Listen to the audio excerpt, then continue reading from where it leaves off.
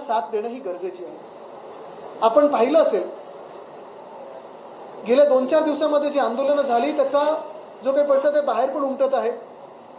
लंडनमध्ये चांगलं आंदोलन झालं, तिथे पीसफुल गॅदरिंग तिकडच्या सरकारने मान्य केलं, करू दिलं तिथे आंदोलन। पण आमच्याच देशातल्या देशद्रोही भाजप सरकारने हे आंदोलन होऊ दिले नाही, चिरडण्याचा प्रयत्न केला। नेदरलँड्समध्ये तसंच आंदोलन झालं। जगभरात अनेक ठिकाणी भारतीय जे आपले आहेत, हिंदुस्थानी जो डायस्पोरा, जे मोदी साहेब त्यांना भेटत असतात सतत, हे येऊन तिथे आंदोलन करतायत, शांततापूर्व होत आहे, कुठेही काही त्रास नाही आहे, तिकडच्या लोकांना त्रास नाही आहे। पण इथे तरुणांसाठी कोणी लढत असेल, इथे कोणी शिक्षणासाठी लढत असेल तर भाजपला हा त्रास होतो। आणि ह्या गेल्या 20 दिवसांमध्ये आपण अजून एक गोष्ट पाहिली असेल, अनेक विद्यार्थी संघटना आपापल्या परीने ह्याच्यात आंदोलनं करत आहेत। मग युवा सेना करत आहे, NSUI करत आहे, इतर सगळ्या ज्या विद्यार्थी संघटना आहेत त्या रस्त्यावर उतरल्यात।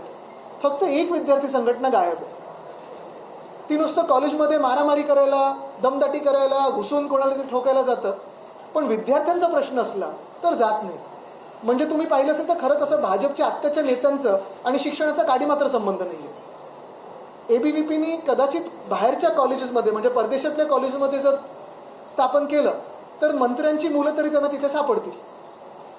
ABVP, इंटरनॅशनल ABVP, विश्वगुरू वगैरे असं काहीतरी करता येईल त्यांना।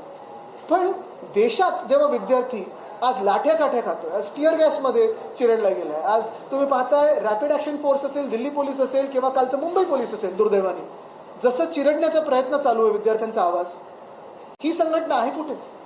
आणि म्हणून पुन्हा एकदा मी हेच सांगेन की उद्धव साहेबांनी पहिल्या दिवसापासून म्हणजे सोनम वांगचुक यांना कदाचित पहिला पाठिंबा उद्धव साहेबांनी दिला।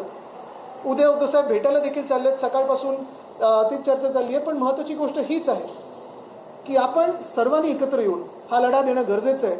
आणि आता विसरता कामा नये की भाजप ही देशद्रोही, विद्यार्थीद्रोही आणि भाजपच्या मनात जेवढा द्वेष शिक्षणाबद्दल आहे आणि विद्यार्थ्यांबद्दल आहे तो दिसून आला। आणि ते वेगवेगळे मुद्दे घेऊन तरुण बाहेर पडतात आहे, बोलतात आहे, हा मुद्दा तर झालाच, पण अनेक अशा मुवमेंट उभ्या राहतात, त्यावेळेस त्यांना कायद्याच्या चौकशीमध्ये अडकवण्याचा प्रयत्न।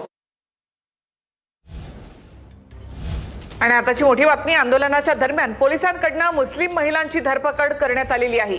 शर्मिला ठाकरे सुद्धा शिवाजी पार्कच्या आंदोलनामध्ये सहभागी झालेले आहेत। विद्यार्थ्यांच्या आंदोलनामध्ये शर्मिला ठाकरे